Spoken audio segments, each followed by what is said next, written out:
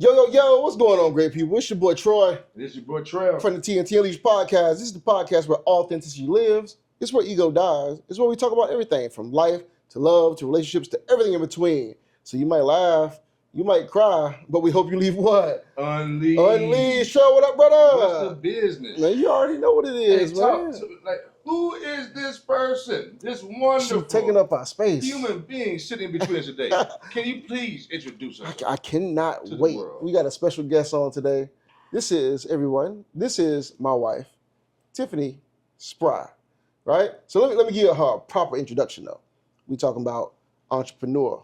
Yeah. We talking about wife. Yeah. We talking about mom. Yeah. We talking about sister. Yeah. We talking about daughter. Yeah. We talking about one of the best human beings I've ever met in my life. And I'm so happy she's here to join us. This is gonna be one of the best episodes we ever had because it's going down today. What's up, Tiffini? What's up, guys? Tiff, how you feeling? Welcome to TNT Unleashed. Thank you for welcoming me to TNT Unleashed. Right now, I'm feeling like I don't know, but we're gonna roll with it and see what it do. Oh. So check this out. In the spirit of authenticity, you gotta understand, man, Tiff's been around behind the scenes of TNT Unleashed for years. It took a lot to get this wonderful woman to come on our show, but it's meaningful because she's so tapped in, so successful, got so many things to share, got so many things going on. Had to have it, but we had to earn it, Lord. Oh, we had to earn it. You know what got it for us? What? Right, we had to just keep showing up and doing stuff around the house.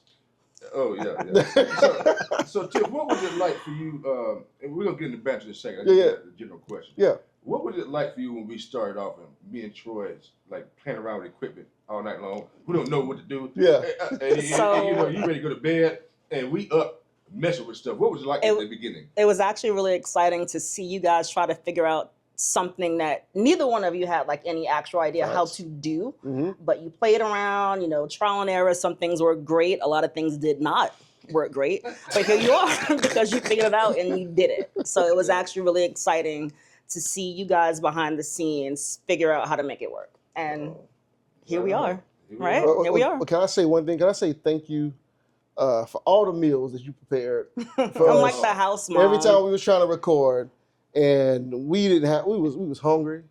We was up for hours at a time trying to figure out how to make equipment work, all the things. But thank you for all the meals. You're welcome. I remember the beef patties. Beef patties, charcuterie boards, taco stands, I figured, so. Oxtails? Oxtails. Yeah.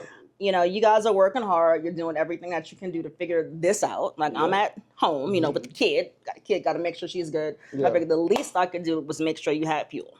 So food, drink, somebody that could say, hey guys, need anything? You're doing a good job. Yeah. So that's why I figured I came in. So to be here in the seat, I'm really like, I don't know about this, but we're going to see. Because here we are. That's super dope. But let me tell you, ladies and gentlemen, we're not talking about regular food. Okay. We're not talking about regular stuff. It's a fact, Jack. We're talking about that high, that gooey. I just made that up. It's not even a word. The what? A gooey. Whatever melts in your mouth. Yeah. You know what I'm saying? I tasted some dip that tasted like Moulin Rouge. Oh, God. At the podcast. Yeah. I mean, thank you so much for your support. Let's get into it. Let's get into some banter. So on the internet right now, what's popping, what's hot is a gorilla versus 100 men. A gorilla versus 100 men. Yeah. I'm gonna let you go first. What you think? Who gonna win? I'm too analytical for this, man. Who are these 100 men? Are they big, small? Do they have long teeth like a gorilla?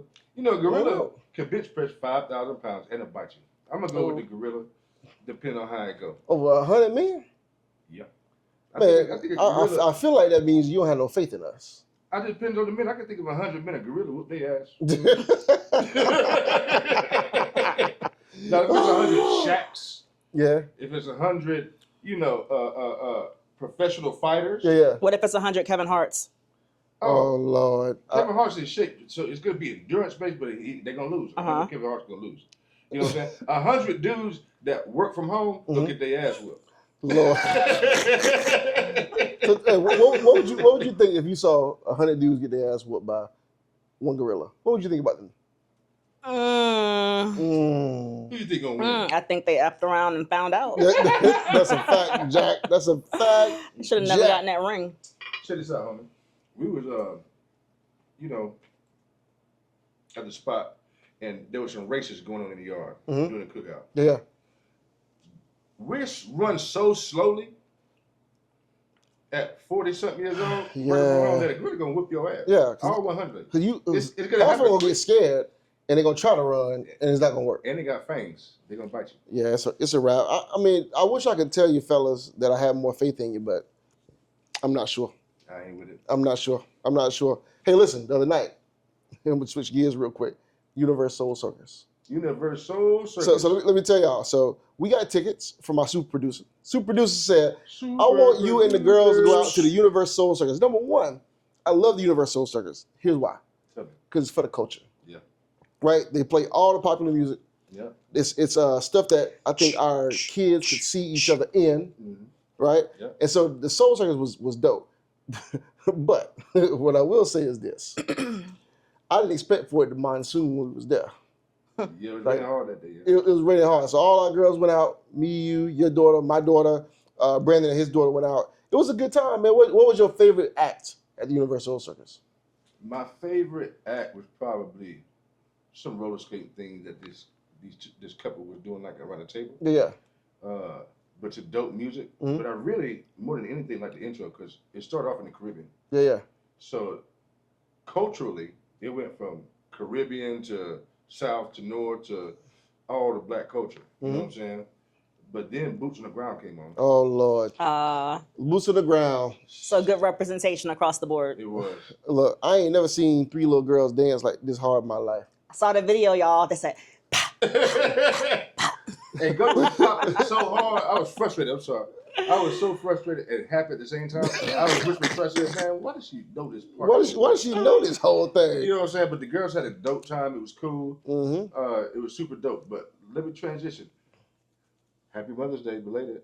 Oh, thank you. Ooh-wee. Thank you very much. Hey, Mama. Mother's Day was a good day. Stop it. Hey, you Mama. can't see yourself This ain't the fresh. time. Why can't you? We already know how you feeling. You want me to say the word? Yeah, go ahead.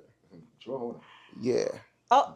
Sorry. But it's the truth. We gonna get in trouble. Hey, editing is fine. Why am I here? Why did I do this? Why did I agree to do this with y'all? Tell me about your Mother's Day. Yeah, talk to us about Mother's Day. Did you feel good? All right, so Mother's Day 2025 was excellent. I got the chance to sleep in when I woke up. Troy and Kinsley had like an awesome charcuterie spread set out. Had some food, some drink. I had some actual breakfast to go along with that. Then I had to chill out for a little bit. And then after that, Troy and Kinsley again surprised me with a trip to the ballet. Wow. Well, maybe not the actual ballet, but it was the theater. The theater. It was the We ballet. had the chance to see Carmen. Now, I am very much so an 80s baby, so I had the chance to see Carmen, a hip opera, right? With Beyonce, Mos Def, and Bow Wow back in the day. So when we were going to see Carmen, I'm like, oh, the hip opera. Yeah. This was the opera, not the hip. Right. No, yeah. But it was cultured. It was great. We had a good time. And then after the show, we had a chance to have dinner with my sister-in-law, Trader, who is also like the awesome, dopest producer. And I came home with a smile on my face because I had a good day with the people that I love and the folks that love me back to celebrate Mother's Day. So it was good. It was really good. I got to say something. This leads me to my unleashed thought. Yeah, I got to get into this because Tiffany not telling the whole truth about this ballet. Okay, so yes, you are. But audience, let me tell you. So this is my unleashed thought for the day. I've been thinking about this all day. I said I got to tell the people. So we go to this ballet, right, Carmen, and I'm trying to be cultured. I'm trying to be like, doing something nice, something different. I'm like, we can go to the ballet. Like some civilized folk. So we get there, right? Here's my unleashed thought. So we get there. About 20 minutes in, no talking. None. It's dark. It's completely silent. Right? Well, we got music going. Yeah, right? yeah. I started dozing off. So, in other words, the show was everything that it was exactly supposed to be. I'm sorry for all my ballet aficionados, but I started dozing off. So I could not wait for intermission. I was so excited about intermission. I was like, when is intermission coming? Right. So we go out for intermission, right? We go out. I got to use the bathroom. She got to use the bathroom. Kids got to use the bathroom. So we go out. I look at her. She look at me. I looked at her. And she looked at me. And I looked at her. I said, you ready to go? So you ready to go? And she's like, yeah. So, can I chime in real quick? Of course. It took everything in my power to agree with Troy and to agree with Kenzie to go, right? Because he took the time to buy, first of all, to find the show, right? To incorporate it, to get the tickets, like to set up the whole day. And I kind of didn't want to go back after intermission, so it made me feel really bad to basically say, screw everything that you planned, forget it, like let's go get some ice cream, let's go do whatever. We did go get ice cream. But we voted, we let Kenzie decide, and Kenzie was like, yeah, so we can go get ice cream, and we did. But the first half of Carmen, we enjoyed. The second half, I'm sure it was good too, but we was out. That says a lot about where y'all at, because we were out.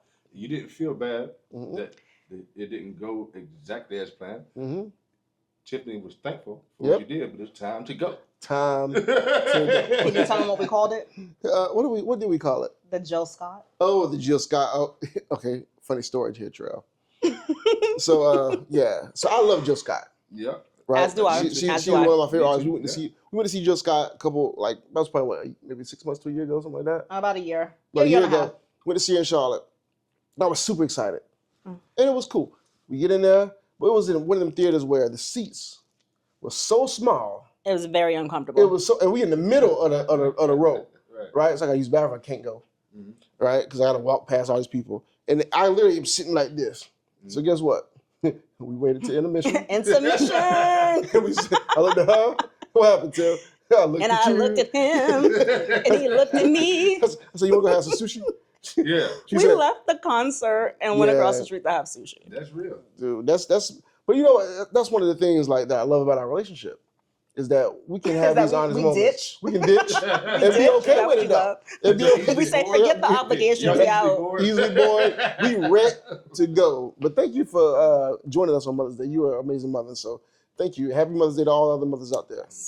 Yeah, that's super dope. So I'm gonna get into my unleashed thought for the day. All right, what you got? What you got, Trail? Micro romance novel time. Now I'm not gonna give a new chapter. Here we go. I'm not gonna give a new chapter. I'm gonna talk to Tiff about what this means. So, Tiffini, my micro romance novel is all about making sure things stay spicy in relationships, right?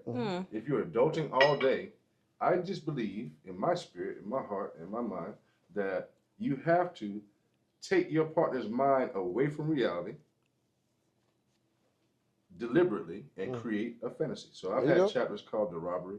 I've had chapters called Fast and Furious. And I want to expound on those. But I know that you experienced you experienced one of Troy's micro romance novel chapters, and it was called Sleepless in Seattle. Did you know you were experiencing a chapter of his micro romance novel as it happened? I did not, but thank you for letting me know. Thank you for putting me in the know, I guess. Yeah. Can you tell people about your experience with Sleepless in Seattle? Just give them an overview of what happened. So we wake up at the chicken spot. No. This is. I'm like, what should I say? This is when we randomly got on our flight. Okay. To Seattle. Yeah. Remember? And we said, okay, we're not gonna pack anything, right? We're gonna. Oh yeah. So we packed toiletries only. We were there 2 nights or one night? I think it was 2 nights. 2 nights. So we had like the clothes that we had on our backs to go. And then Troy said, when we get there, we were going to do something that night, grown and sexy, get out, have a good time. But it was our job when we got there to find outfits for each other. Yep. So literally, like I had night clothes and toiletries and the clothes on my back. That's it. Everything else that we had, we were going to have when we got there. So, like it's exciting, spur of the moment. We're just going to do it, like live big, be free. And it was dope because we were able just to go. Right. We said we would worry about anything that we needed to once we got there. So traveling and packing for a trip, you can think you need 50 million things, but we literally had like 6 things a piece. We got there and we did it, and we were like, whatever we need to make happen, it's going to happen once we land in Seattle. Ain't no Charlotte in this. We're going to do it when we get there. And we did it. But here's the thing. While y'all were being strangers, did you have a stranger name? Yeah. Go on back. Stranger That's the real chapter. The chapter started, the chapter started when you got there and changed your names. Mm-hmm. So our date, right? Stranger, Sleepless in Seattle, like who you started when we went to a Black-owned spot. I cannot remember the name, but it was like old school, dope, Love Jones vibey type spot, right? And we were not able to get reservations, but we could walk in and sit at the bar. So after a while, I'm like, oh, I love this drink. Have you been here before, sir? She was spitting game now. And then, he played on it. I played on it. And I think for the next 3 hours, we went to 2, maybe 3 more places. We acted as though we were strangers who had just met at that bar for the night. And you mentioned a name.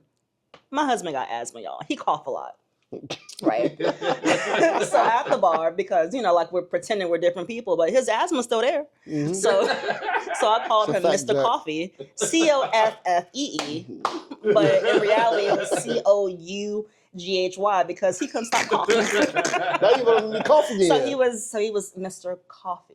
How was that for you, Troy? I loved it. Loved every minute of it. Hey, Coffee still had game. Hey, all I need to know is he had game. Here's what I need y'all to know. He had game because he kept me all night. All night, literally, all night. Can you dig it? Can you dig it? So check it out, Tip.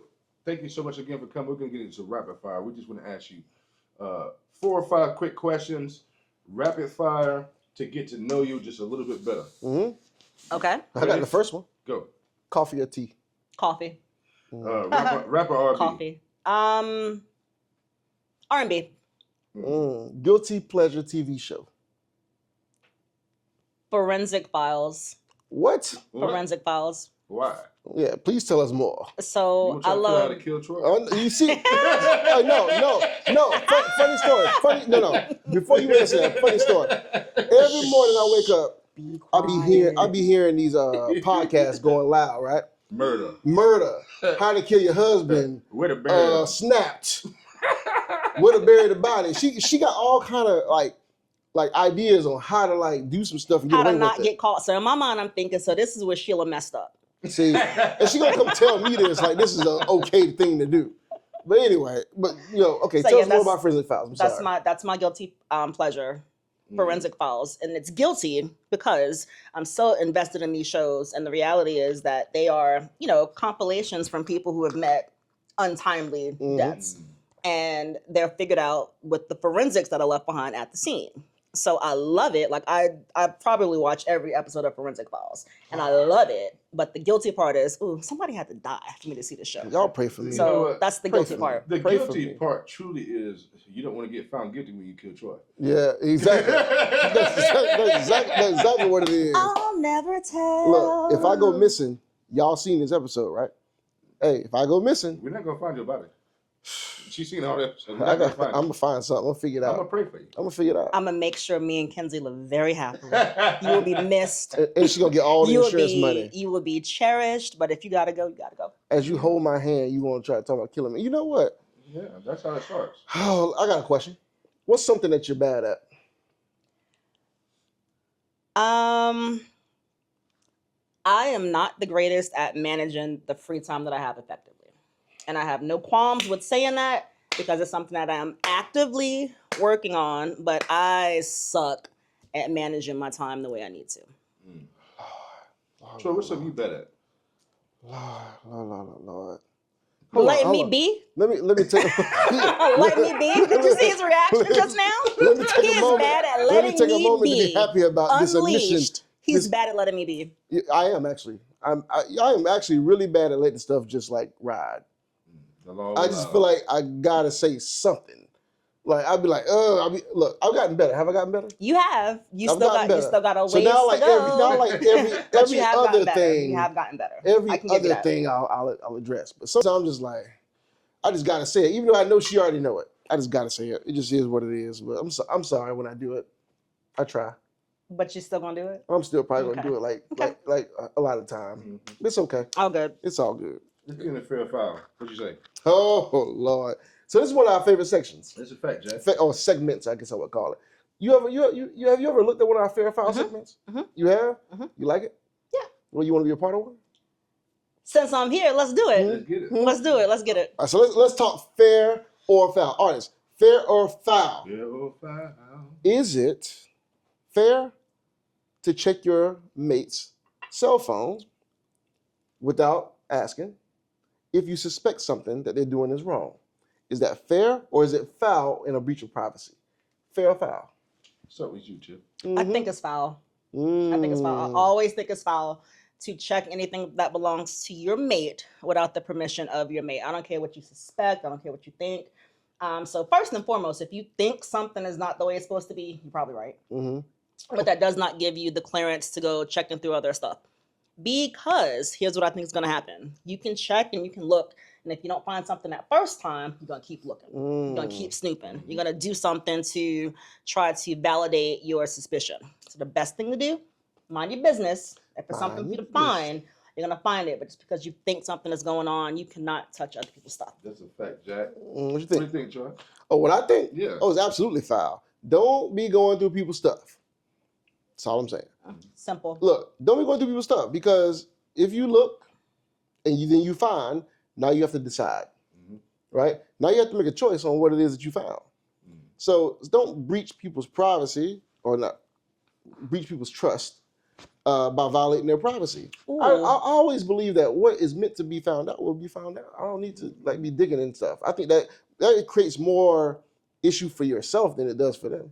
Can I hop in there real quick? Hit it. Okay, so I want to key in on what you said, right? Yeah, go ahead. You said basically don't go looking for something because if you find it, blah, blah, blah. So it seemed like the emphasis was put on, even though you found out that I have a family across town, you should never looked at my phone. No, find out I would never gaslight a person and say, I would never do that and say, this is not what you found. Yeah. Right? What I'm saying is, once you find, now you have to make decisions. Right? And so are you ready to make the choices that you're looking for? Because let's just be honest. Most times, it ain't going to result in what people think it's going to result in. Yeah. You know what I mean? What you think, Trev? Man, first of all, hell no, it's not okay. It's foul. It's foul.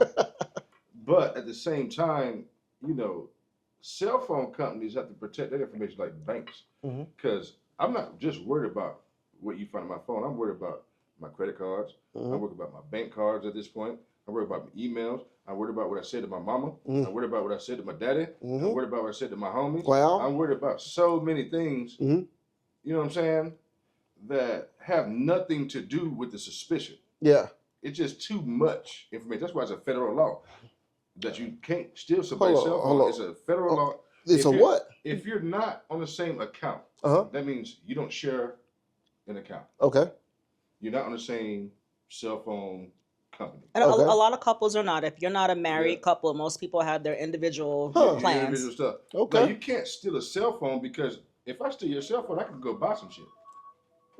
That's true. I could go into your Cash App. I can go into your tap. Cash App. I can go into your tap. I can go into anywhere I want, and I can see all these things. That's the first reason. That's the second reason is everybody who suspects something ain't right. It takes a mature person that's like literally paying attention or something like this, that, the third, or certain situations. You feel me? Yep. And I don't want to be checked in on like anytime you want. Yeah. Just stealing my shit. What if it's just like a general? I'm feeling insecure today. Let me check your phone. I feel bad. Today I had a bad day. I coughed 3 times. I'm gonna steal your shit today. Okay, so hold on. Let me give an example. Let's say my phone's dead, which it is a lot. My phone's always dead. Always. And you let me use your phone because my phone's dead. And when I click my phone call off, it's like, oh, I have access to all the things. The messages, the pictures, the texts, the previous phone calls. Mind your business. What if I just scroll and tap and hit 7 seconds? 7 seconds and I put it down. I think is that cool? It requires permission. That means in a relationship, that's already established to be okay. Here, have my phone. I ain't doing shit. I don't care. But without permission, here you go. Without permission, don't look through my shit. It's a fact, Jack. Period. Now, I don't mind granting the permission. I'm not going to fight that, but don't ever do it without asking first. So you said that you would grant permission? Yeah. I would not grant permission. If Troy said, hey, give me your phone, let me look at it. Where your phone at? Troy has all my passcodes, everything. He'd get into anything that he wanted to. But if you said, hey, let me look through your phone, I'm going to say no, because it's not your phone. It's my phone. But if you need to ask me something, you can ask me something, but you're not going to sit here and search my phone like you're the FBI. I'm with you. No, I'm with you on that. So when I say grant permission, that means I grant you permission to use my phone, not to look through my shit. You sure? Yeah. Can I see it? A little bit? Please? No. Right there. I'm good. 7 seconds. Let's just talk. No, listen. Let me tell you though. Let me tell you something right now. I don't wanna know. Hey, I'm with you. If you playing me, keep it on the low. Cause my heart can't take it anymore. I can't take it, girl. I can't take it. I don't want to look through nobody's damn phone. I don't want to look, cuz. I don't want to see that shit. You don't want to break your own heart? No. Listen. Unbreak my heart. Hey, a woman can leave their phone around me for a whole week and I won't look at it. I would not. I don't give I don't it want no smoke. I view it as a very personal thing. What if you had a doctor's appointment? What if you having things going on like email? Yeah. Everything's digital. Facts. It could be like, what if a family member's sick? What if you sick? What if this? You try to figure some shit out. Yeah. That ain't nobody's damn business. The cell phone has just become too important. I agree. Of a product Totally for anybody agree. to just take and do what they want with it. Yeah, I agree with that too. Oh. I do. Yeah. Let me touch my phone then. What's the next thing? Fair foul, bro? We're gonna do 2 days. No, we got a special guest. We get 2 segments today. Okay. 2 fair or foul segments today. All right, y'all. So we got another fair foul. So is it fair or is it foul to offer up an ultimatum on someone to make a decision if they want to be with you after a certain amount of time of dating them? Right? So is it fair or foul to make or to create an ultimatum with someone? So that means either you're going to be with me or you're not. And I'm gone By if Tuesday, you're not. something By like that. X date. Okay. It's like a contract, right? It's like you need to be with me by this date at this time. Is it fair or foul to create ultimatums with someone? What you think? The church is money. No, you got to tell us first. What you think? Can you go first? I don't mind. Go ahead. Okay. Go ahead. I gotta think. I think ultimatums are fair in certain situations, but it ain't gonna work on me. Okay. Why? I'm anti-control. Don't try to control me. There's too many variables. If you're trying to sustain a relationship, right? I might not get that shit done by Tuesday. It might be Thursday. It might be 2 weeks after that. You feel me? I feel like that applies an unnecessary, unhealthy level of pressure because I only want to proceed when I feel like all parties are ready. And who are you to tell me that it takes a year to get ready? That's now, a fact, if it Jack. takes too long, Yeah. the flip side of that coin is there's some people that just be together for years, nobody commits. I'm not talking about extreme stuff. I'm talking about like healthy stuff. Like short, real stuff. Yeah. If you're not the type of just truly dragging it out, and this, that, and the third, I think I'm not willing to be controlled like that. Because that's a fact. It takes too many things to make it work, but you can put a less rigid timeline on it. Ultimatum is just too rigid for me. Like, I don't know. That's my thought. Can I go next? I think it's fair before you get into it. Yes, I had a question for Charles. Oh, go ahead. Follow up. So my question is, you mentioned controlled, like you don't want to be controlled and you're not going to be controlled. What makes you consider an ultimatum control versus I'm leading you to the point where now you have to make a decision? I'm not telling you what to do, but it's time for you to decide. No, that's why I call it fair, but my personal issue. But for me, it feels like control, right? Okay. So I think it's fair. Let me say that. I think that it's fair. I would want, for example, Goldie to be firm in her boundary. Like, don't play with me past this amount of months when she becomes an adult. Yeah. You know what I'm saying? Like, don't play with me for longer than this amount of time. Like, I get it, right? But I'm also speaking from a space of making it, right? So I'm hoping that when a year comes, I'm serious about it and I'm trying to make it work. But if there's like a couple of little things, big things, not small things, that could prevent it from working, I think that's more of I would prefer to have milestones, like firm-ass milestones, than ultimatum. So that means in a year's time, I would love to really just check in, but be cold-blooded with it. Like be really, really firm. And really, really evaluate what's going on and what needs to be done rather than me counting down to my death. to my death. Tomorrow I'll get the needle. Shit. I'll get the needle tomorrow. She gonna be gone tomorrow. Electric chair is coming. I'm gonna jump into it and then I'm gonna let you go. Okay. All right. So for me, I don't know what to put it as fair or foul, but here's my opinion. So I think it's fair to have ultimatums. What I think is foul about it, though, is that if you have to have an ultimatum, then I don't know if it's genuine. I don't know if I've got to create an ultimatum with you. I've never seen many relationships that don't just naturally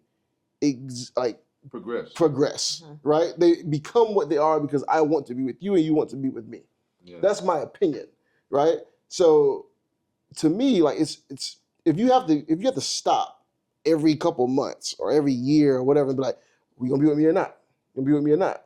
It's already broken. To me, that's broken, right? That's not a natural it's not a natural flow or progression into a relationship, right?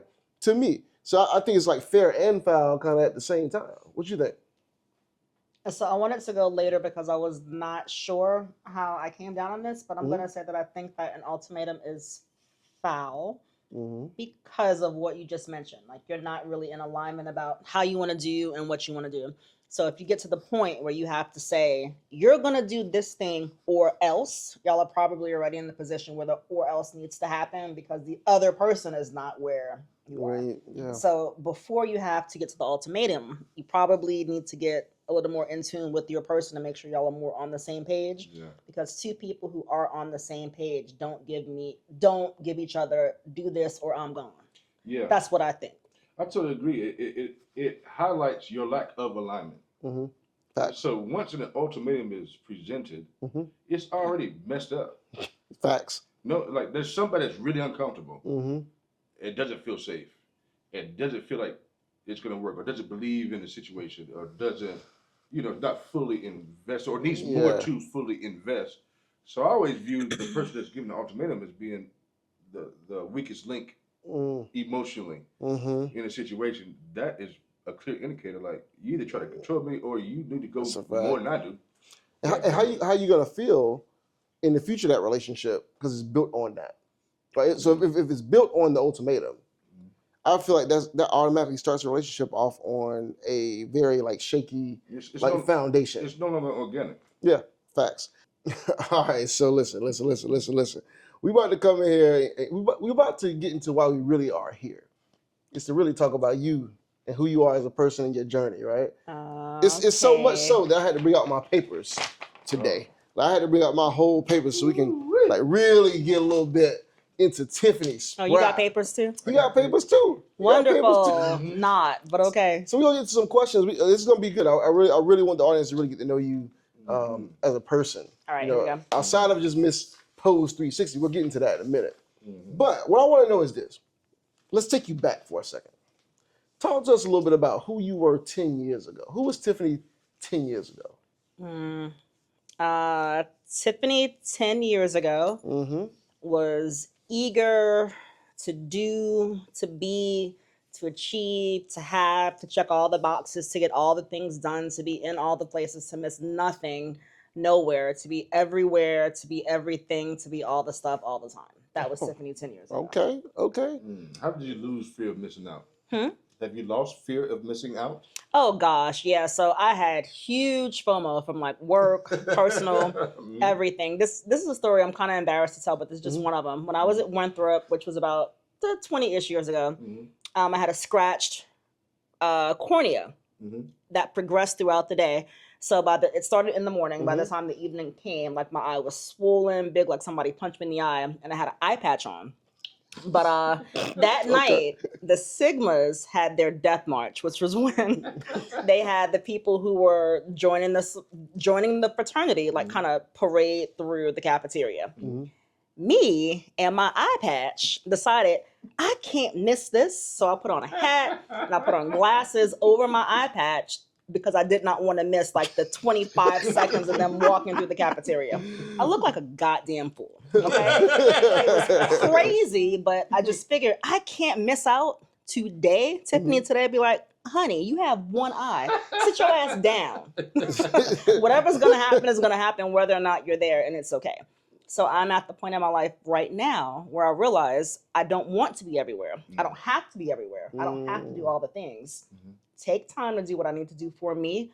Let life go on over there while I handle what I need to handle. I will not be going outside with an eye patch on and glasses and a hat First So of I all, can say I don't know why you miss was that something. excited to go to a Sigma probate anyway. I mean, Point being, that was just an example of the lengths that I would go to not miss something. And that is not the Tiffini Spry of today. It was the Tiffini Spry of not that many years ago, but that is not me today. Okay. I've grown from them. I'm glad that you grew out of that and you're not walking around like a pirate anymore. Like this. My eye was like this, y'all. It was like this. What's something that you change your mind about, internally between, the old Tiff and the new Tiff where you're at today? And maybe old Tiff is not the best word, but you get it. Yeah. So something I've changed my mind on is that you have to stay close with somebody because you've known them for a long time. So I have realized that sometimes life's right, and it's not a good or a bad, but you can be really close to somebody or a group of people, and even like to a degree, family, right? You can have a wonderful relationship, do a lot, feel a lot, experience a lot together, but as you grow and as you age, you might divert, right? You might not still stay connected. And just because you've known someone for a long time, because you've experienced a lot of things with them, doesn't mean that you have to stay connected with them in the space today if your space is no longer aligned. Yeah, that's super dope. And that is something that I've come to terms with that has not always been easy to reckon with, but I realize it's not like a good or a bad thing. Sometimes that's just how it is. Like, you're still my friend. I still love you. I still care about you, but we don't rock in 2025 the way that we did in 2005, and that's okay. That's real. We've talked about it here on TNT. Absolutely. That Troy and I great relationships. Time is not a fair measurement of friendship. Absolutely. It's about depth and impact. Yeah. Absolutely. You know what I'm saying? So you could be cool with somebody for just a few years, but that depth and impact is great enough to where it surpasses time. But I think, man, we always, in our community a lot, we're looking for loyalty and love. Yes. So our main measurement oftentimes is time. But in agreement with you, time doesn't matter to me anymore. It's about impact and depth. So thank you for sharing that. And I also want to add one more quick thing to that: the efforts that you make to stay connected with those people, because time can pass, right? Life can life. You can each have your own things going in. But sometimes if you just do little small things to stay connected, hey, I was thinking about you, saw this video, made me, think about a time when. Yep. I like cards, right? Like send a card in the mail. So the people that you want to stay connected with, you can do little things. It might not be trips or 7 hours on the phone, but it's something small to say, hey, I care about you. I appreciate you. I miss you. I'm thinking about you. Can't talk right now, but we're still here. You know what I find interesting about that, though, is this is one of the hardest things to deal with as you become an adult friend, right? Is that what happens when you aren't the one initiating those things, right? It's having to reconcile when you aren't the one sending the letter. You aren't the one sending the text. You aren't the one making the phone call. Then all of a sudden, all that stuff just like falls away. Like this reconciliation sometimes, because it's like we said, duration is not the same thing as depth, right? So when you have to stop being the leader of all that stuff, I think that's when you really start to understand, like, who is my real friend in this season? Yeah, that's when you realize your place in someone's life. Again, it's not like a good or bad. You have drivers in relationships, right? And if you are typically the driver, if you fall back from being the driver, I'm gonna mess up this quote, but it's like something along the lines of, the people who care about you the most check on you when you're silent. Right? So if you are normally the driver, you're here, you're there, you're doing this, you're sitting in the car, you're getting the group text line. If you fall back, if the folks are like, hey, like just checking in, I ain't heard from you in a while, how you doing, what's going on, what's good? Those are the people that are checking for you when you're not always in the forefront. And those are the people, I think, that genuinely and truly care about you outside of all the hoopla, like outside of all the pomp and circumstance. They just want to make sure that you are okay. And I have people, thankfully, prayerfully, in my circle that I know are listening for me when I'm not making noise. I love that. That's super dope, man, because the car can't go nowhere without a driver. You got to have a bunch of homies in the car that anybody is able and willing to drive. When somebody get tired, hey, you actually want to somebody to tell you, okay, that's enough.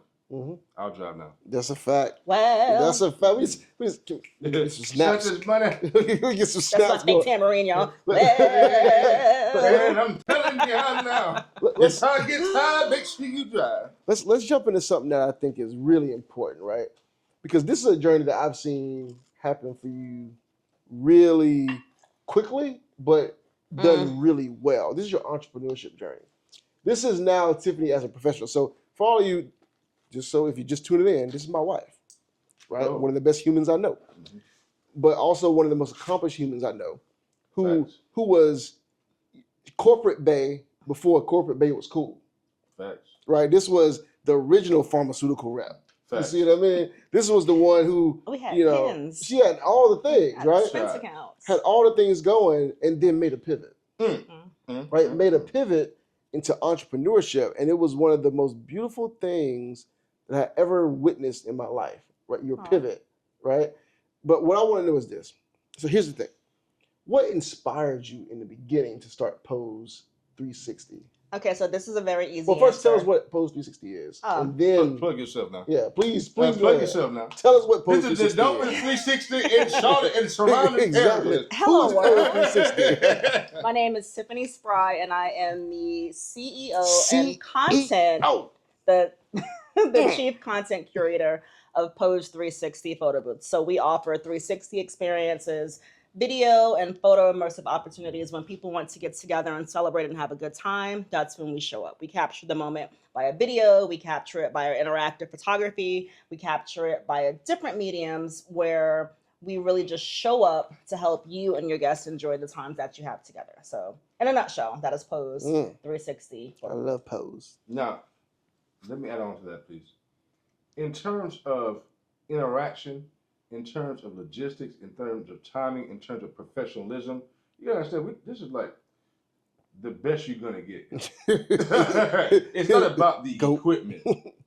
This is an experience. So one thing that I have been able to bring to Pose is, like Troy mentioned, my previous career. I have a 17-year career in pharmaceutical sales. From the time that I graduated, went to university, I interned with Pfizer Pharmaceuticals throughout my junior and senior year. I graduated June 4th-ish, 2004. A month later, I was hired with Pfizer Pharmaceuticals, and that was the only job that I had in my adult career, 17 years. So I'm just going to say 20-year span. So I brought that 2 decades of service with nurses, professional community, doctors, surgeons into what I do today, right? In terms of managing a schedule, in terms of being able to communicate with my clients, in terms of making sure that I can help meet their goals. I brought all that stuff over what I did before, but now I'm doing it with like video and photo stuff. So one thing that we pride ourselves on is always making sure that our customers are satisfied with what we do. Like, we put in a lot of time, energy, and effort to make sure that the clients and the customers at our events are over the top happy with what we provide. And we are almost 5 years into the game, and I am that's a long time. Stupid, proud of, and excited for what we've done and what we will continue to do. Like, I don't mince words on this. Can I curse? Yes. Yeah. Go for it. I want to say the F word, but I won't let it go that far. I'll say it. I'm damn good at what I do. My team is damn good at what they do. And I'm proud of it. And I'm proud of us. And I'm so happy with what we've been able to do. Now, I want to take it back for a second. Before this became what it was, Trail, right, would come to my house, like how I used to see them with their podcast stuff. Yeah. I was ordering all this stuff off Amazon, talking with these strangers on Facebook that said, oh, you need this equipment, you need this kind of booth, you need that kind of thing. And it's like Amazon just threw up in my living room. Boxes everywhere, packaging slips everywhere, batteries everywhere. And I would really just sit there at night, like after I had time with Troy, after I had time with Kinsley, and I would just sit there and figure it out. There were a lot of things that just didn't go the way that I thought it would. The things that, a lot of shit just didn't work, right? Yeah. But when it did work, oh gosh. So dope. It was so satisfying and so exciting. And like, I remember I would text Tro because he would see me like 7 nights in a row excuse my language, like fucking up something on the floor in the living room. Yeah. And on that 8th night, I'd text and be like, I got it. I did it. Yeah. It works. And those are the times and the moments that still fuel me right now. When I figure it out, when I got it. Now I know I can deliver it to somebody else and make them have that joy that I had when I figured it out. And I know I probably talked too long on that, but y'all, I love it. Talk all you want. I love it. Let me give you some flowers right quick, though. Because I believe that we have to do that for each other, the GT, that's how we get down. You know, talking about how I used to, when I first started coming to the house and seeing you go through that, there's several things I want to highlight. One, you demonstrated how much work it takes. Okay, so check this out, y'all. I'll go over to Tiffany Troy crib, and I will eat good. I will have a blast. I will have fun.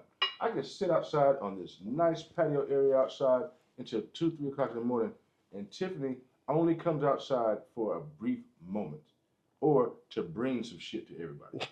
Like, do you want another drink? Do you want some food? Do you want something else? I mean, some steaks real quick. Yeah, I got a ribeye at 2 in the morning.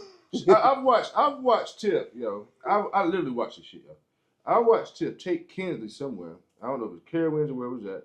Come back home, take her hair out, and cook food and bring it out to everybody, and then go mess with her pose shit all night long. And all I'm doing is just chilling. Now, I'm giving flowers because, Troy, you know, you have a whole other story when it comes to dealing with Tiff. But my dealings with Tiff is power. Yeah. Because Tiff can't hurt me. You know what I'm saying? She can't mess with me. You know what I'm saying? She can't harass me. she can't talk to me about shit I ain't did. So, you know what I'm saying? She can't talk about shit I ain't good at. You know what I'm saying? So me and Tiff is just all about peace and love, you feel me? Yeah. But I watch you do that shit, and I just want you to know, flowers, virtual flowers to you, because I watch you get up off that floor Indian style, mess with that equipment to be a boss. Can you dig it? Straight boss. Straight up boss. Yeah. Thank you very, very much. Straight up. So what's a misunderstanding people have about entrepreneurship? Now that you're in it, you're thinking it, like, what are the blind spots?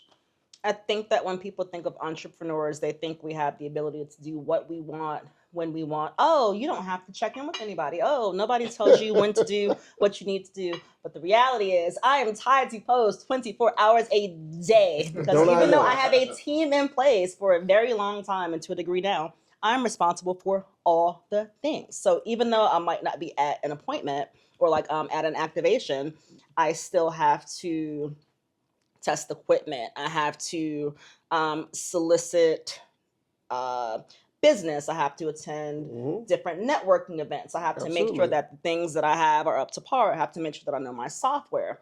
There's another thing that I think is a misconception about entrepreneurship. Like, oh, you know, you're charging $1,500, $2,000 per event. So you're just rolling in the money. Well, guess what, folks? Even if I don't have an event, I have bills to pay. I have overhead. I have insurance. I have software costs. I have Google ads. I have, oh gosh, I have a lot that I have to pay for, whether or not I have an event on the books, because I am a legitimate business. I have a lot of money that goes out the door every single month. That's why I'm working so hard to bring in business, right? That's why my costs are what they are, because it's not a hobby. It's not something I do for fun. This is a business, and I know what I'm worth. So I have to make sure that I'm charging the value of what I know I bring, because I have a lot of bills to pay. So those are the two expenses, right? Sorry, the two misconceptions that I can just like fly like a bird and like a butterfly and do whatever I want, and that like I just have all this free time and money flowing around. Because even though I do well, like this is sustainable for me, there's a lot of other stuff that I think people don't truly take into consideration with entrepreneurship. Before you continue, I gotta say something real quick before you continue. Entrepreneurship is amazing, but there is nothing wrong with working for a company. There's nothing wrong with showing up to a job, doing what you're supposed to do, go home, you collect your check, you get what you need to do. So being an entrepreneur does not mean that you should poo-poo on people that have a 9-to-5. They're both valid, they're both great. choose the one that works for you because this shit is hard. Okay, it is hard. It's worth it, but it's hard as hell. Yeah, it is. All I was gonna say was I'm over here like smitten. Why? Watching you talk about your business. Oh. It is like the coolest thing in the world to watch you light up the way that you light up about your business. Is like, because I remember when it was built. I remember what inspired it. I remember literally from the floor, like the floor of the living room with the manual 360 booth that you had to push. You were shooting in I was shooting in the gym. Pew! And to watch you get that fired up and that like it just feels good. It just feels good to watch you grow the ways you've grown, right? So I want to talk a little bit more about other ways that you've grown though. Okay. Right? So outside of just Pose, right? Let's get a little bit, deeper. Okay. What's something that maybe that you've had to, that you're still learning or have learned how to accept about yourself? Excuse me. So through TNTunleashed and some other stuff over the past few years, right? Mm-hmm. You, Troy, have made me think deeper into who I am and why I am. And it's not, like, just speaking honestly, it's not something that I've ever really done or had to do. I just kind of like go as is, day to day, month to month, week to week. Yeah. But when you peel back the layers on yourself and try to figure out who you are and why you are and answer those questions, it's not always fun. It's not always easy. Sometimes it's like, I don't want to do this shit. But what I have realized about myself is that I am not on as much autopilot as I think. Right? So what I've realized is that the things that have happened to me in childhood and, like my formative years, those things play a bigger part into how I do what I do today versus just, it's just because. Right. And I'm still trying to peel back the layers on that, but that's the biggest thing I've realized. It's not just fly by the seat of my pants. I do what I do because of other reasons, and I am doing maybe not always a good job, but I am figuring out within myself what those reasons are that drive who and how I am today. That's so dope. That's super dope. I don't always want to, but with you being my husband, putting stuff in my face, then I have made an honest effort to begin that process because it's only going to help me. It's only going to help me as a mom. It's only going to help me as an entrepreneur, and it's going to help me as a partner. Yeah. So here I am doing the work. So I'm going to lead you into like one of the most significant questions of the night. You ready?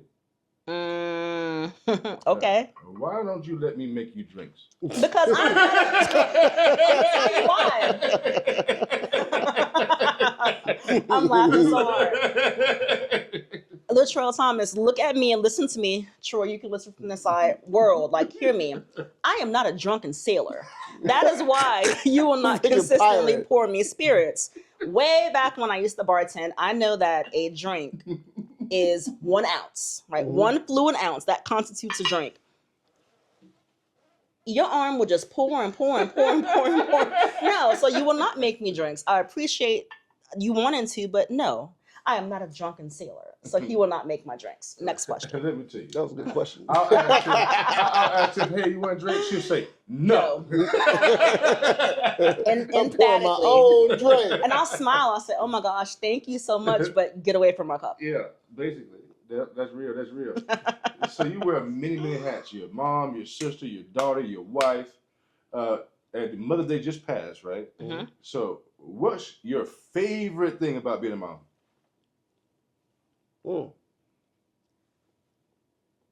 My favorite thing about being a mom is getting to see our daughter Kinsley come into her own. Like she's almost 10 now. She'll be 10 in September. And just seeing her like figure things out, learn her personality, know what she likes, know what she doesn't like, and knowing that we've had a hand in that, it's my favorite thing. All right. So there was a time when I used to get kind of sad to see her growing up. It's like, oh, like she doesn't need us as much anymore. She's our little girl. Now she's not so little anymore. But I know what the converse of that is. If you don't see your child grow up, that means your child is not here anymore. So I will never, ever, ever feel sad about seeing her grow, achieve, and like get older. Because as parents, like you should, that's what you do as a parent. Absolutely. You prepare your child to send them into the world.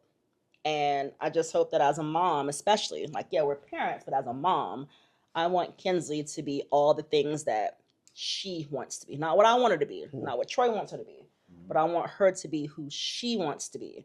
And seeing that happen, I love it. That's dope. Kinsley's dope. Kinsley's dope, man. Yeah, she dope. She's super dope. But here's the thing, for me, is I love two things. I love how Kinsley is all the good parts of you, but I also love how she is some of the parts of you that people don't know about, right? And it's the biggest challenge in her life. It's the biggest challenge in her life. I told her, I can't wait. I cannot wait. Yeah. Listen, y'all. I cannot wait till she's 13. So I already mentioned 14. She's almost 10, right? She's almost just 10. Like you. And there are times right now where we're going like it's fight night, it's WWE, we going head to head, it's ECW, like we brawling, we going. And when I get frustrated, I'm like, I'm venting to her dad, my husband. He like, just like you. She's just like you. And I want to get mad, but it's the truth. If you have a child, your child will be the biggest and brightest mirror that you will ever see in your whole life. Oh my God. Right? So it can be the good parts of you or the parts that you don't love about yourself. But your child, they're going to be that mirror. So what I will encourage you to do is to live your life in a way that the mirror that you see in front of you is a reflection that you don't mind seeing. Come on, say that again. Charge. Say it again. I mess it up. You gonna mess rewind it. You gonna rewind it. I won't even ask you to say it again. Don't worry about it. Yeah, rewind that. They're a mirror. What's really cool kids about are this, a mirror. I think about your professional life, right? So we're talking about your entrepreneurship. We think about you as a mother. So if we bridge those two things together, right? And I ask you the question, how has success changed? What the definition of success? How has it changed since becoming a mother? How has that changed for you? It's changed for you, but how has it changed for you? Success to me used to be winning awards, making a lot of money, getting all these accolades, checking all this stuff off. And I'm like, I've been there. I've won a lot of awards. Like I've made a lot of money over the years. I've been on like top stages for a lot of stuff. But right now, my true reward is being present. Right, I have a lot of time now to volunteer at my daughter's school. Like I was a coach for Girls on the Run, so I could like do that stuff with her. We can have time in the evenings where we can, pick something out of her book and make mango slushies. Right? So like I value my success now in time and availability that I have for Kinsley, that I have for Troy, my husband. Like you have a very, very demanding job. Yeah. You do a lot, right? So I've been able to make it so that I have more time that's available for you. And from a financial standpoint, I want to make sure that we have enough finances to be comfortable to do what we need to do for our family and to also, have a buffer and to also be able to be financially available for the people closest to us if they need us. Yeah. Right. So like I don't need yachts. I don't need private islands and all that stuff. I'm not knocking it, but that is no longer what I look to as success. Am I healthy? Am I happy? Do the people that I'm around the most want to be around me? Do we value the time that we spend together? And if I got those four, I'm good. Yeah. Yes, I'm good. Yeah. So it has changed. It has. And I think that as you grow, and I'm not saying like, when you get older, you change who you are and why you are, but with every few years you spend on this life, you should evolve. If you are 44, you should not be thinking and feeling the same way that you were when you were 24. Facts. That's a fact, Jack. I think that you should have some evolution with your life and as you age and as you experience different stuff. So yeah, I'm still evolving. I am not a closed chapter, but that's where I am right now. That's super dope, man. So I'm gonna put y'all into couples corner just for a few moments. Oh Lord. Just for a few moments. So okay. First things first. How long y'all been married? Yeah, how long have you been married? Oh shit. Next question. You ain't slick. No. How long have you been married, Tiffany? We've been married. Tiffany? We've been married 13 years, and in April we celebrated 20 years of being together, 13 years of marriage. 20 whole years. Damn. So let's get right into the things that I'm interested in. What are your pet peeves about Troy? Your top 2 to 3 pet peeves. Oh Lord. I got to know. Pet peeve number 1, like he mentioned earlier, some things don't have to be said. He always gonna say them. That's a fact, Jack. For everyone listening, that's true. And there's sometimes where, because he is like, he wants to have things prepared and ready, sometimes his eagerness to have things go the right way can come across as, well, you've got to do 74 things before we go have burgers. And it's like, yo, dude, like, chill the fuck out. Shut up. So those are my 2 things. Just the 2 that come right to the forefront of my mind. Troy, you can do 1. I can do 1? You can do 7. I can take Look, now go ahead, handle it. Trey, would you agree that the only thing that's consistent is time? I say time. That's the only thing that's consistent, right? Mm-hmm. It's the only thing that doesn't change. Yeah. So how can a person that runs a business, that's a mom, that's an entrepreneur, that's magna cum laude, that could have went to any Ivy League she wanted to go to, Harvard, all the things. How come she has not figured out the phenomenon of time? I want to know. Tip don't have a watch on because she don't know how to tell time. You see what I'm talking about? Maybe. You see what I'm talking about? No, she doesn't get shit done. No, she don't know how to do it on time. Actually, I shouldn't even be saying anything. No, she don't know how to do it on time. So my pet peeve. If you wait till the last second, it only takes a second. Don't forget that. You know what? If you wait till the last second, it only takes a second. The biggest the biggest moments of anxiety in my life come down to time from this one. Okay. Because here's my problem, Trell. Here's the problem I have. Here's the battle I face. My leg is shaking. Y'all can't see it, but my leg is shaking. Here's the battle I face every day. I face this every day. The battle between letting go of control and being in control. Mm-hmm. Right? So sometimes, because I don't want to be seen as controlling of situations, I try to let go of control and be like, you know what? I'm just going to let you determine when we go and how we go and da-da-da-da. And then the minute I do it, nothing goes the way in which it needs to go. So literally nothing goes as planned. And now my anxiety is, I'm upset, I am annoyed, and now she's mad at me because I'm annoyed. You have to raise your hand in this podcast. Yeah, why you raise your hand? I would like to say this. Once you explain to me that a big part of your anxiety is rooted in like things not going the way that they're supposed to, as it related to time, I tried very hard to be better with things that related to time, because before I just thought you was like, oh, I'm annoyed, it bothers me. Mm-hmm. Not saying that wasn't important, but I'm like, okay, like you'll be all right. So but he said it was tied in anxiety and things that like you really felt uncomfortable with. Once I knew that, I tried to make it better. Try harder. I still need to try harder. But once harder. I knew that was something that was really important to him, not just like an inconvenience, I did try to be better. You are getting better. Go ahead. But that's skill versus will. That's it. At that point. That's it. I think it's okay to not be as skilled as somebody wants you to be versus just not down to try it. That's a fact, Jack. You know what I'm saying? Yeah. From the outside looking in, actually, let me put a question to saying that. You don't have a lot of will issues. Yeah, that's a fact. You know what I'm saying? Neither one of you. We don't. You don't have will issues. You got skill issues. Mm-hmm. And that is what makes relationships beautiful, because if you don't have will issues, you can endure the time as the skills are built, right? That's a fact. So I'm gonna ask one more from Couples Corner. Something you learned about yourself through marriage. The most recent thing. I'm gonna put a detail on it. The most recent thing you've learned about yourself through marriage. Not some shit you learned 10 years ago. Yeah. The most recent thing. Let's go. Can you take this one first? No. I'm not leading the way. You're in control. Petty Betty. Petty Betty Troy Lee. So my Petty Troy. Hey, my first thought was like, I'm not always right. Now, like, I know that's like contrite, right? See, but hey, cheers, bro. Cheers.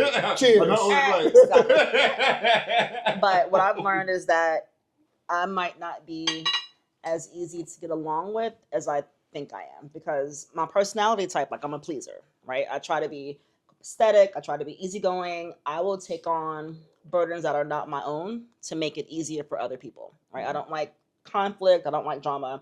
I like things to be easy and smooth, and I will inconvenience myself to help make things easier for everybody else.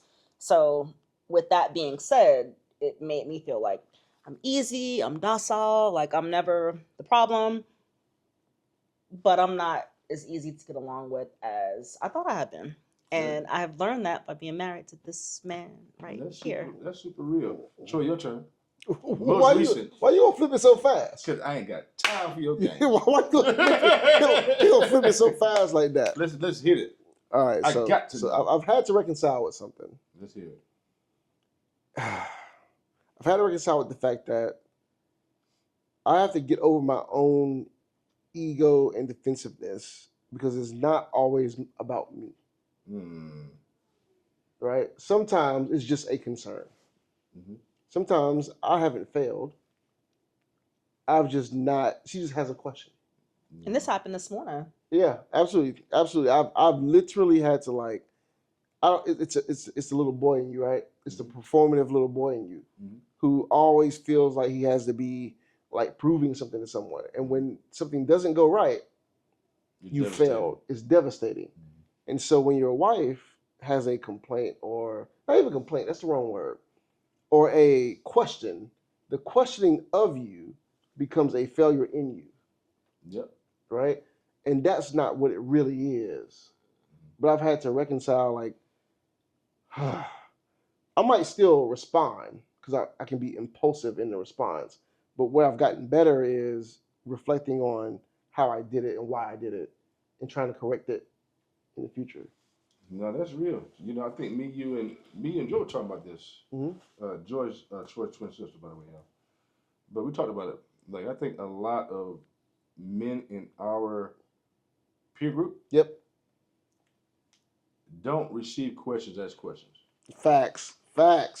You know what I'm saying? That's probably just trying to relate to you. We already talked about it, right? When a woman asks me a question, I'm automatically defensive. Yeah. Who gonna check me, boo? Like, I just asked what time it was. Chill out. Yeah, I'm automatically defensive because I don't receive it as an actual inquiry. Yeah, it's a condemnation or curiosity. Yeah. So as I've gotten older, I have to understand myself. So that means this is the difference between fixing yourself and understanding yourself. Facts. Because I'm not good at this shit yet. But I can stop myself. Yeah. So anytime a woman that I care about asks me a question, I'm like, do you think I'm crazy? You think I'm stupid? You think I can't do this shit, right? Facts. But now I have at least the fortitude to be like, well, this is your problem. Not their problem. This is yours. Like, therapeutically, there's an exercise. Is this your shit or just their shit? And this is my shit. You know what I'm saying? So when a woman I care about asks me a question, I already expect myself to get a little defensive. But I cannot react outwardly the way you feel. The way I feel on the inside. Because my inside, I'm the most vulgar nigga. Sorry. Tiffany don't know what half the stuff I say in my head.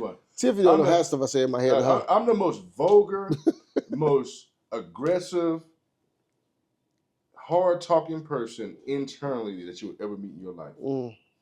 And I don't speak like that to people outwardly. But you know what changed that? What's that? The way I talk to myself. Because I used to use that same cold-blooded shit on myself. The most important conversations you will ever have are the ones that you have with yourself. Yep. That's a fact. Yep. Yep. So let's transition to Talk to TNT. Yeah, let's do it. We got letters today. Let's get it.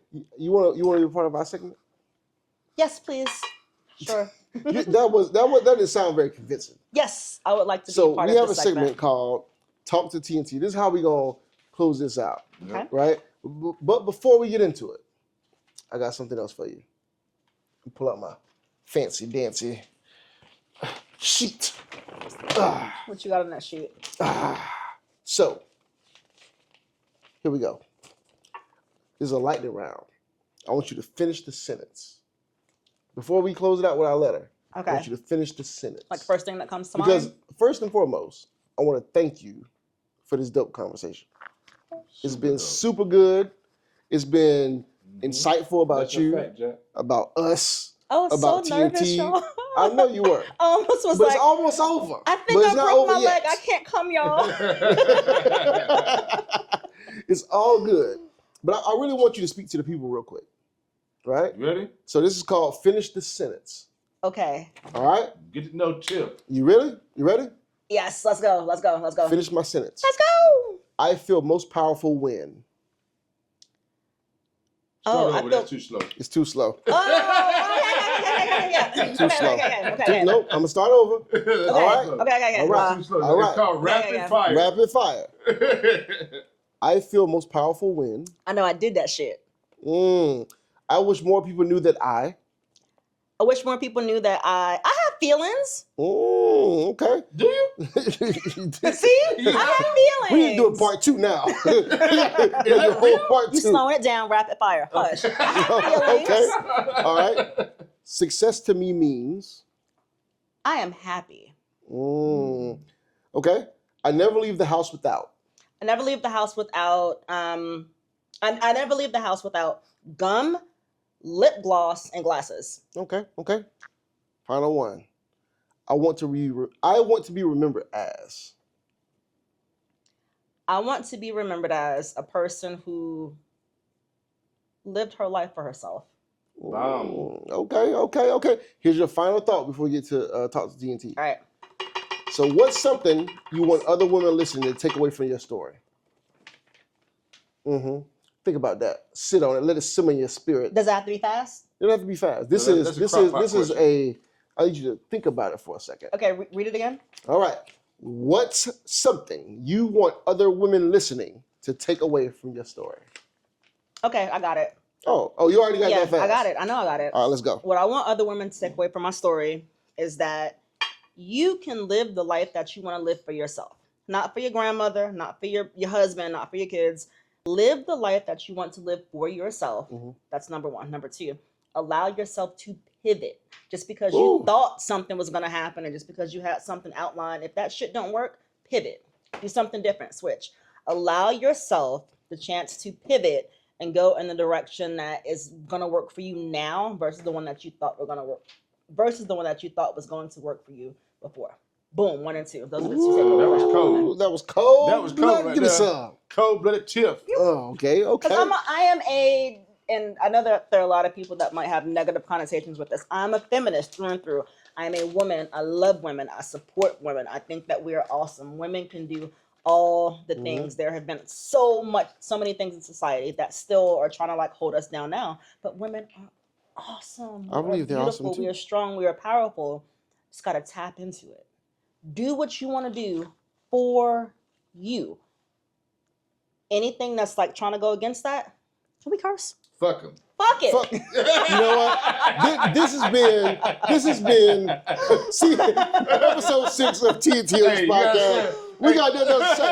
I can't even read. I'm not reading no more. Okay, let's go. I'm not reading no more. I ain't even got it. Look, this has been the TNTunleashed podcast. This is a podcast where we did it, Joe. authenticity lives. This is where ego dies. This is where we talk about everything from life to love to relationships to everything in between. They might laugh. They might cry. Thank y'all. But we hope they leave what? Unleashed. Peace, y'all. Peace.